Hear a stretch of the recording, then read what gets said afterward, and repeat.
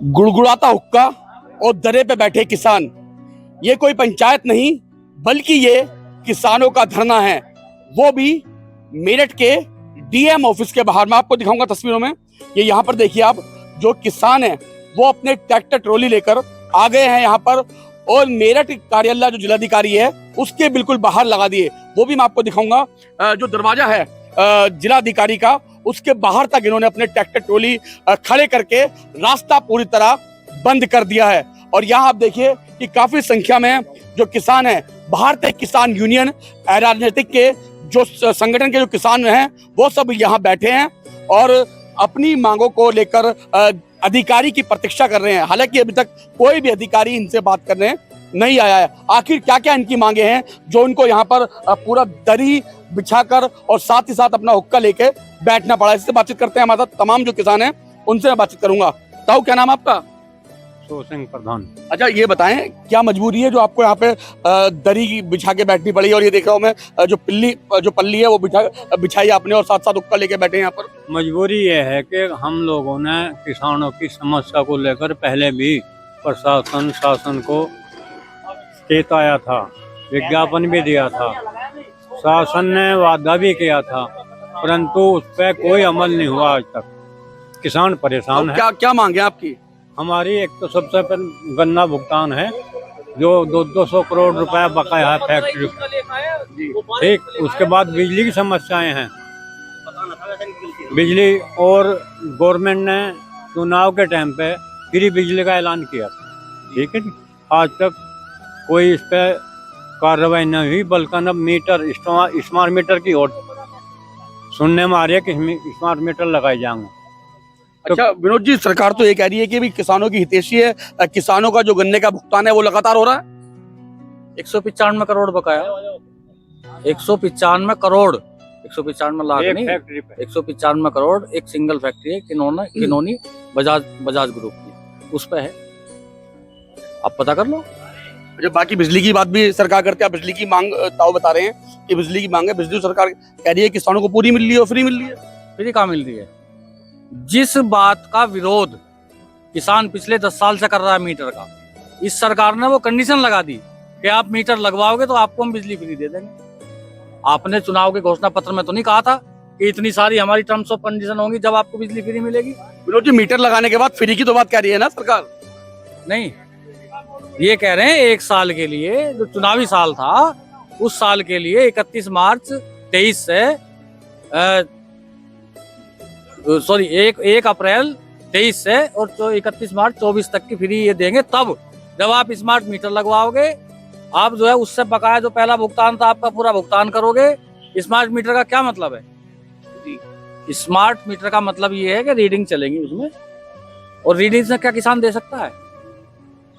भाई, अगर आप स्मार्ट मीटर लगाना चाहते हैं, आप डिजिटल बनाना चाहते हैं, तो किसान को भी डिजिटल बता दो ना। उधर उसकी ट्राली गन्ने की उस चैन में डले मिल की, और उसके अकाउंट में उसका पैसा ट्रांसफर हो जाए।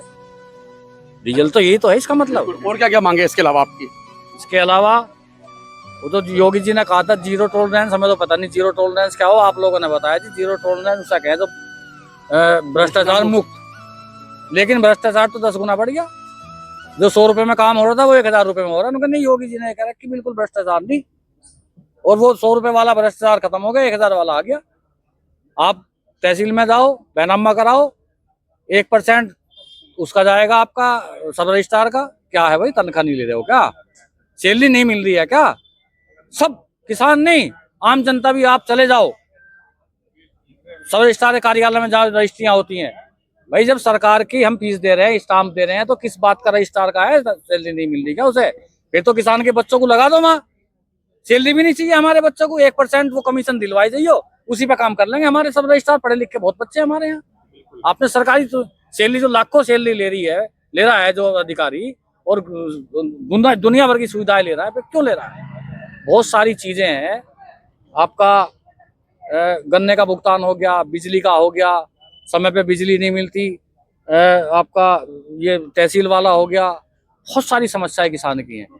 किसान को हम ये कह रहे हैं, किसान की आय दुगने की बात आपने की थी।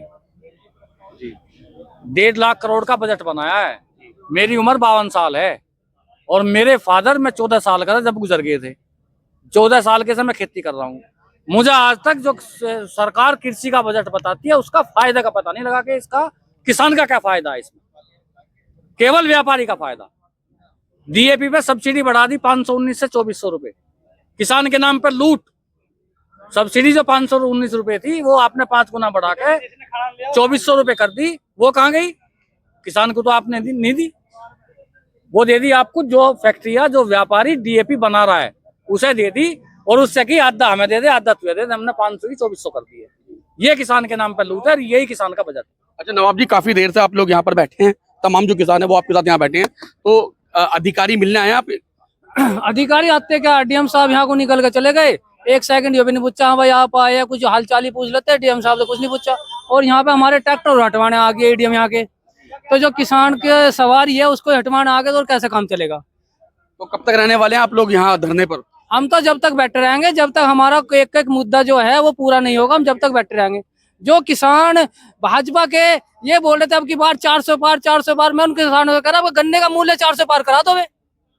इस बात को उठा लिया, लेकिन बस सरकार के पीछे लग रहे हैं। नवाब जी, समझ नहीं आ रहा, सरकार जब भी आती है सरकार वादे करती है, भाई वो किसानों के हितैषी है, वादे ही नहीं दावे भी किसान करते हैं, किसानों के हितैषी है, किसानों को गन्ना पेमेंट समय पे दिलाने की बात की। लेकिन विनोद जी ने बताया कि अभी एक ही मिल पे खाली लगभग 200 करोड़ रुपए बकाया है। किन्होंने मिल की ये बात कर रहे हैं, तो ऐसी कितनी मिल लगभग होंगी जिन पे बकाया है अभी तक?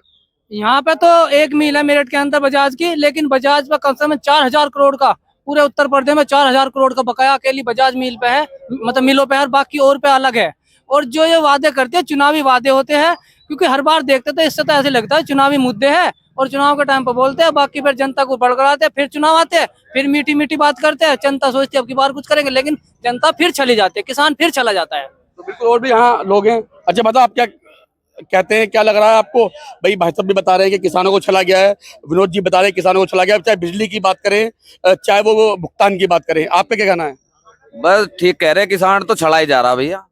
किसान को सिर्फ मिट्टी गोली मिल रही है और कुछ नहीं मिलता।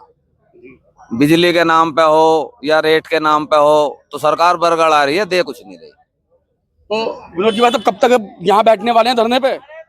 भाई ये तो जिलाधिकारी बताओगे, जब तक वो हमारी बात ना मानने। जिलाधिकारी के स्तर की हमारी डिमांड है ज्यादातर। भाई बिजली का मामला है, यो लखनऊ स्तर का है, लेकिन बाकी तो जितनी हमारी समस्याएं हैं वो सारी जिलाधिकारी के स्तर की हैं। और जिलाधिकारी महोदय से रिक्वेस्ट भी है, आपके माध्यम से भी कह रहे हैं कि जल्दी से जल्दी हमारा निपटारा करा दें, और आपके हाथ में ये भ्रष्टाचार भी मुक्त कर दो।